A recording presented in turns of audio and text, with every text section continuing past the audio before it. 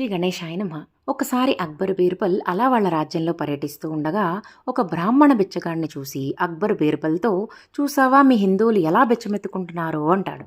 దానికి బీర్బల్కి చాలా బాధ కలిగి మరుసటి రోజు అతని దగ్గరికి వెళ్ళి, నేను నీకు రోజూ ఒక వరహ ఇస్తాను, నువ్వు ఇలా అడుక్కోవడం మానేసి గాయత్రి మంత్రం చెయ్యి అని చెప్తాడు. అతను డబ్బు కోసం మొదలు పెడతాడు. కొన్నాళ్లయ్యాక అతని మొహంలో వర్చస్సు రావడం మొదలవుతుంది. అతని శరీరం మనస్సు కూడా పవిత్రీకరించబడతాయి. నెమ్మదిగా అతనికి జీవితం మీద ఒక స్పష్టత, సంతృప్తి ఏర్పడతాయి. కొన్నాళ్లకి బీర్బల్ ఇచ్చే వరహాన్ని కూడా స్వీకరించడం మానేస్తాడు. కుటుంబానికి కూడా కావాల్సింది అమ్మవారే చూసుకుంటుందనే నమ్మకం కూడా అతనికి కలుగుతుంది.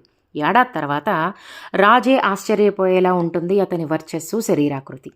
గమనిస్తే గాయత్రి మంత్ర ప్రభావం ఇంత గొప్పగా ఉంటుంది అని చెప్పడమే ఈ కథలోని సారాంశం.